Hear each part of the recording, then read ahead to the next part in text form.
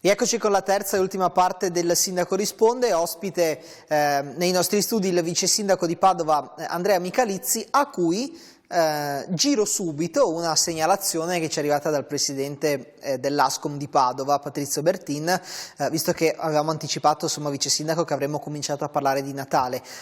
Il presidente dei commercianti dice: il primo fine settimana di Natale, perché formalmente quello del Black Friday è il fine settimana che dà il via a tutto ciò che porterà poi al Natale, ci diceva il presidente dei commercianti, è andata molto bene, unica pecca, i parcheggi. E allora, I cantieri, ha detto. E anche i parcheggi, I cantieri e i parcheggi. I cantieri ne abbiamo già parlato, quindi per quello mi sono focalizzato adesso sui parcheggi. So che lei l'ha anche sentito il presidente dei commercianti recentemente. Ci siamo proprio incontrati. Puntualmente io li vedo per fare il punto sulle situazioni cantieri, perché i disagi che provano i cittadini, per chi ha un'attività commerciale un cantiere può anche, come dire, pesare in modo particolare, non solo perché stai facendo coda per raggiungere un itinerario, insomma, ma perché magari hai la tua attività e quindi per un periodo lungo ti può condizionare molto. Quindi già quest'estate, per esempio, all'avvio di tutti questi cantieri ci siamo trovati e abbiamo in qualche modo raccontato la fase dicendo: cominciano da ora in poi tutta una serie di grandi lavori in città, teniamoci vicini perché qui è importante le comunicazioni tra di noi, sono importanti anche prendere le iniziative per superare alcuni disagi momentanei, e quindi il rapporto tra le associazioni di categoria che rappresentano i commercianti o i cittadini e l'amministrazione è utile perché scusate, ci fa vivere al meglio, insomma, ci fa passare al meglio questa situazione. E se vi ricordate, quella volta lì abbiamo lanciato quell'applicativo che è sul sito del Comune di Padova, che mostra in tempo reale tutti i cantieri e ti dice che lavoro stanno facendo e la durata del cantiere, quindi questo ci può far orientare anche nella scelta delle strade. Ci siamo rivisti in questo periodo, l'ultima volta anche ieri per fare appunto il ragionamento sul Natale, e insieme abbiamo discusso di questo urto, insomma, in questa stagione, di cui noi siamo pienamente consapevoli e vogliamo, come dire, mettere le migliori condizioni anche raccordandoci con le associazioni. Ieri abbiamo valutato alcune iniziative possibili, quella per esempio di riproporre la gratuità nei parcheggi scambiatori nel periodo natalizio, in modo tale che gli automobilisti prediligano i parcheggi scambiatori e poi si dirigano in centro anche con a mezzi alternativi. Dando la gratuità ai parcheggi scambiatori, questo è anche più facile, magari anche più gradevole. E tra l'altro magari sfruttando anche l'abbonamento a 10 euro messo a disposizione per tutto il periodo natalizio, in collaborazione anche con Bus Italia, e quindi questo permetterebbe, insomma, di dare un altro aiuto. Prima delle altre iniziative che adesso mi dirà, insomma, che avete eventualmente studiato con i commercianti, sapete già le date della gratuità dei parcheggi scambiatori? Ancora presto? Lo valuterete? Le conclusioni che abbiamo tratto ieri pomeriggio all'ultimo incontro, e insomma vogliamo metterle a sistema nei prossimi giorni. Perfetto. Altre misure che avete pensato? Ragionare sulla promozione, la scontistica per alcuni parcheggi in modo particolare. Stavamo pensando al Secret Garden, quello in Largo Europa, che è un parcheggio nuovo con il quale i padovani ancora non hanno preso confidenza. Spesso abbiamo Piazza Insurrezione piena, Corso Milano che la gente gira non sa dove parcheggiare, e spazi liberi al parcheggio sotterraneo di Largo Europa.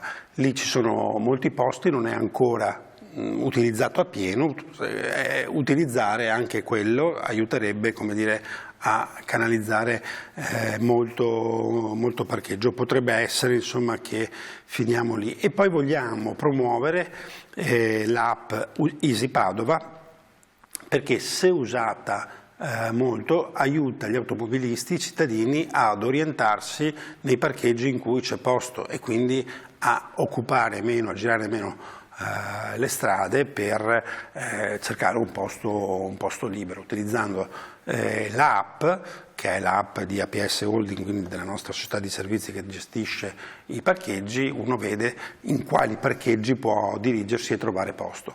E quindi senz'altro, insomma, iniziative importanti, poi magari ci aggiornerete quando da questo punto di vista avrete tutte le ufficialità del caso. Dicevamo, entriamo nel periodo natalizio, quindi adesso le proponiamo il servizio vice sindaco in cui abbiamo un po' insomma, fatto il punto di tutti gli eventi che ci saranno a Padova per il Natale e poi ci ragioniamo sopra. Vediamo.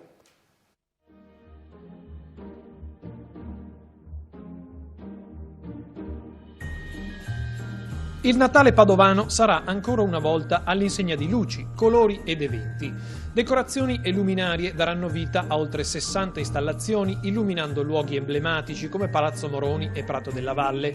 Il grande albero di Natale sarà acceso il 2 dicembre davanti al municipio con la partecipazione di Nina Zilli, mentre il villaggio di Babbo Natale in piazza Eremitani sarà allestito fino al 7 gennaio. Numerose le iniziative tra mercatini, trenini e spettacoli che renderanno il Natale padovano un'esperienza memorabile.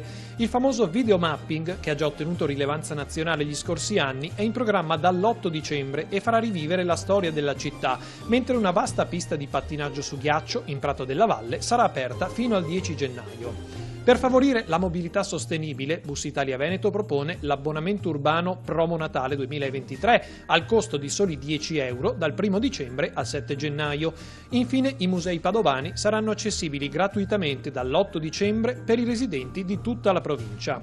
Non manca un po' di polemica però sulla grande festa di Capodanno che si terrà in Piazza Insurrezione, una decisione che non piace al Comitato Prato della Valle. La scelta di spostare i festeggiamenti infatti rischia di causare più di qualche problema di ordine pubblico, viste le vie strette e la limitata capacità di fuga attorno alla piazza, e soprattutto penalizza i commercianti di Prato della Valle che si vedranno privati di quella che tradizionalmente era una nottata di festa anche per le loro attività. La richiesta del Comitato all'amministrazione allora è quella di riconsiderare la decisione e di ascoltare la voce dei cittadini e dei commercianti, preservando la tradizione in un luogo storico e simbolico della comunità padovana. Vice Sindaco, queste erano le osservazioni che ha fatto il Comitato Prato della Valle in merito alla festa di Capodanno. Cosa si sente di rispondere? Ma intanto noi vivremo un bellissimo Natale, già le premesse, come dire, lo dicono. Le associazioni di categoria, che sono poi quelle che rappresentano tutti i commercianti, anche nella, come dire, puntualizzazione critica del Presidente Bertin, però hanno una premessa fondamentale, cioè Padova ha già vissuto il suo primo weekend di Natale in modo straordinario, con le strade, le piazze del centro che sono piene di persone che vengono a far visita, padovani, non padovani, tanti turisti ancora, tanti turisti stranieri, tanti turisti delle regioni intorno al Veneto, tanti cittadini dal Veneto, quindi noi avremo un Natale, come dire, ricco nelle strade, nelle piazze del centro, compreso Prato della Valle, che è uno dei luoghi più belli della città, una delle piazze uniche al mondo e ricca di appuntamenti dalla mattina alla sera. Il concerto di Capodanno sono diversi anni che non si fa più lì, in Prato della Valle.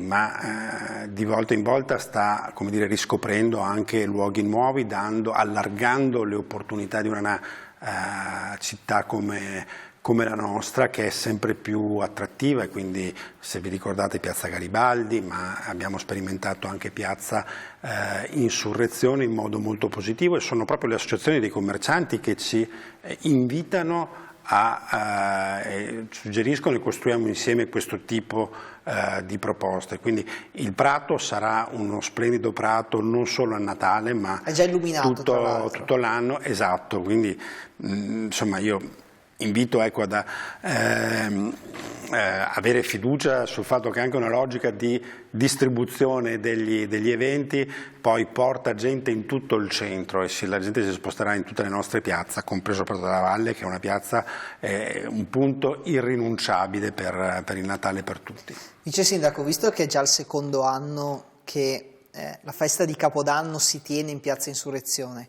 le chiedo, state provando a fare qualche test, qualche sperimentazione per cercare di capire se in futuro si potranno togliere le auto da lì e spostare in qualche altra parte, o semplicemente si tratta di interventi temporanei per utilizzare una zona nel pieno centro della città e farla vivere a Capodanno? Beh, ma tutte le amministrazioni si sono poste, come dire, questo tema suggestivo del recupero di una piazza in più.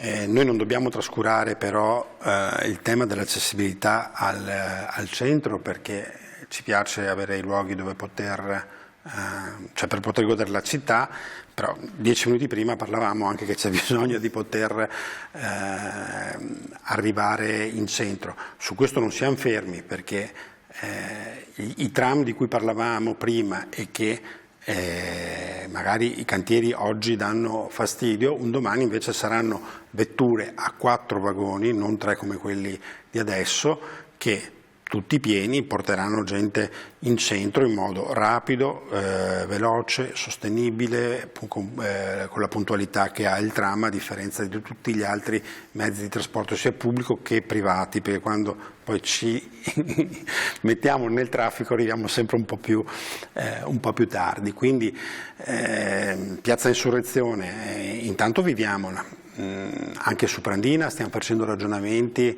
ecco, lo dico a fine puntata così non andiamo. Siamo in chiusura, questo è un colpo basso, vice sindaco, è veramente un colpo basso. Ma l'ho ammesso subito mentre lo dicevo, però comunque vedrete che sarà una proposta che aumenta i posti auto a disposizione di... Quindi più dei 250 che pensavate?